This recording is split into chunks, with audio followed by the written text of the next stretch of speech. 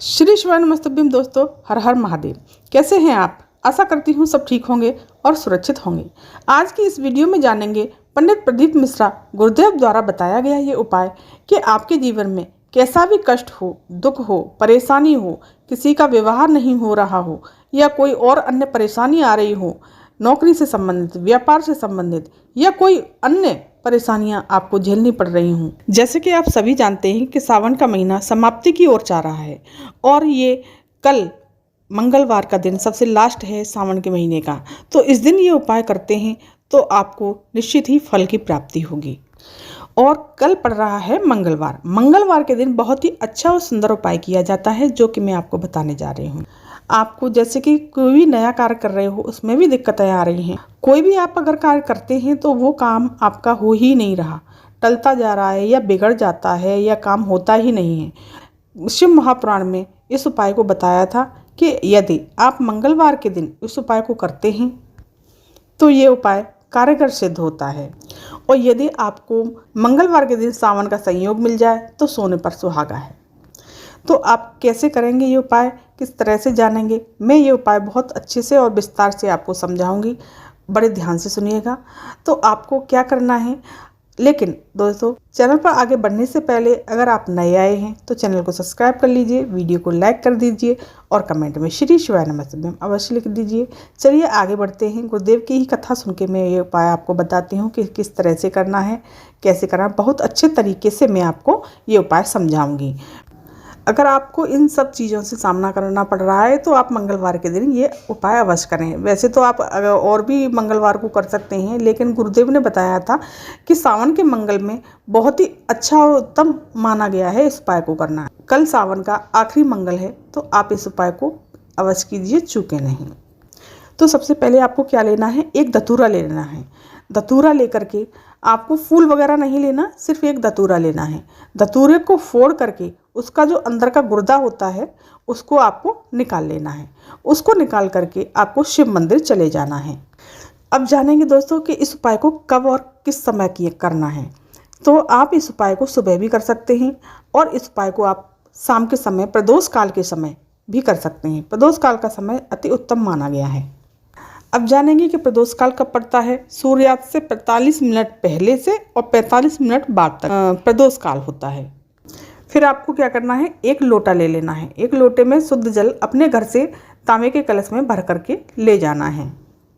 अब दोनों चीज़ें मंदिर में ले जा करके आपको क्या करना है कि उत्तर दिशा की तरफ आपको मुख करके बैठ जाना है। अब आपको क्या करना है, सबसे पहले आप जल को समर्पित कीजिएगा। थोड़ा सा जल समर्पित कर दें शिवलिंग पर और फिर जो गुर्दा आप निकाल के ले गए हैं, जो गुर्दा निकाल के ले गए हैं धतूरे में से, वो समर्पित कर दें। और अपनी मनोकामना बोलते हुए दोस्तों आपको गुर्दे को समर्पित करना है। फिर जो जल अपने पात्र में लेके गए हो, जो तांबे के कलश में जो आप जल लेके गए हो, उसको पतली सी धार से धीरे धीरे धीरे धीरे उस गुर्दे के ऊपर और शिवलिंग के ऊपर समर्पित करें, धीरे धीरे। लेकिन दोस्तों धार टूटनी नहीं चाहिए जब तक आप शिवलिंग के ऊपर जल समर्पित करते हैं। और मन ही मन आप श्री शिवाय नमस्तुभ्यम का जाप करते रहें। इस उपाय को करने से आपकी जितनी भी जो भी मनोकामनाएं हैं, जो भी कार्य में रुकावटें आ रही हैं, जैसे कि विवाह नहीं हो रहा है, नौकरी नहीं लग रही है, कोई भी नया काम शुरू कर रहे हैं उसमें भी रुकावटें आ रही हैं, या अन्य कोई कार्य हो, पूज्य प्रदीप जी महाराज मिश्रा जी ने बताया है कि इस उपाय को करने से आपकी सारी दिक्कतें दूर हो जाएंगी। अब जानेंगे दूसरा उपाय। दूसरा उपाय भी दोस्तों बहुत अच्छा उपाय है। ऐसा ही उपाय है, वो भी मनोवांछित फल प्राप्ति के लिए उपाय है कि जिसकी नौकरी नहीं लग पा रही है, धन से संबंधित दिक्कतें हैं या व्यापार से संबंधित दिक्कतें हैं या कोई और अन्य मनोकामना, चाहे जैसी भी मनोकामना हो, कोई भी या फिर कोई अन्य मनोकामना है जो आपकी प्रार्थना कर रहे हैं वो पूरी नहीं हो रही है, उसके लिए ये उपाय है। ये उपाय भी आप सुबह भी कर सकते हैं, शाम को भी कर सकते हैं, आप कभी भी कर लें। लेकिन प्रदोष काल के समय जो भी मनोवांछित फल की प्राप्ति के लिए जो भी उपाय किए जाते हैं, मनोकामना पूर्ति के लिए उपाय किए जाते हैं, वो प्रदोष काल का समय, शाम का समय अति उत्तम माना जाता है। तो सबसे पहले आपको क्या करना है, काली मिर्च ले लेनी है। अब काली मिर्च आपको कितनी लेनी है? काली मिर्च दोस्तों सिर्फ एक लेनी है। और चावल लेने हैं दोस्तों, लेकिन चावल का दाना आखा होना चाहिए, टूटा फूटा नहीं होना चाहिए कहीं से। और दूसरा ले लेना है आपको 1 चम्मच शहद। इन तीनों चीज़ों को इकट्ठा करके एकत्रित करके आपको चले जाना है शिव मंदिर। और दोस्तों एक तांबे के पात्र में आपको अपने घर से जल भर के ले जाना है और मंदिर में जा कर के आपको फिर से उत्तर दिशा की तरफ मुख करके बैठना है। ये उपाय किस प्रकार से करना है, कैसे करना है, वो मैं आपको अच्छे से बताऊंगी।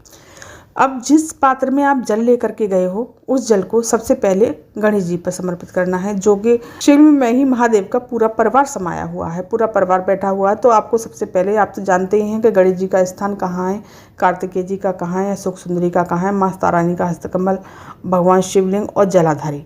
तो इन चारों पांचों जगहों पे आपको सबसे पहले थोड़ा थोड़ा जल समर्पित कर देना है। फिर थोड़ा सा जब जल बच जाए उसमें आप काली मिर्च डाल लेना एक, और एक चावल डाल देना, जो आखा चावल लिया है आपने, और थोड़ा सा चम्मच से शहद डाल देना उसमें। फिर उस जल को आपको शिवलिंग पर समर्पित कर देना है। जो भी आपकी मनोकामना है, जैसे व्यापार नहीं चल रहा, धन की कोई समस्या या कोई मनोकामना है, विशेष कार्य के लिए है, या कोई भी जैसी भी समस्या हो आपकी, वो बोलते हुए आप उस जल को शिवलिंग पर समर्पित कर दें। फिर उसके बाद एक शुद्ध लोटा जल भगवान के ऊपर समर्पित कर देना। क्योंकि दोस्तों आप तो जानते ही हैं कि जब भी हम भगवान के ऊपर कोई भी सामग्री चढ़ाते हैं उसके बाद में उसके तत्पश्चात हमें एक लोटा जल शुद्ध भगवान शिव पर जरूर समर्पित करना चाहिए। जल नहीं चढ़ाते तो वो उपाय आपका पूरा नहीं माना जाता। जब भी हम किसी भी मिश्रण से अभिषेक करते हैं उसके पश्चात हमें एक साफ लोटा जल जरूर चढ़ाना चाहिए।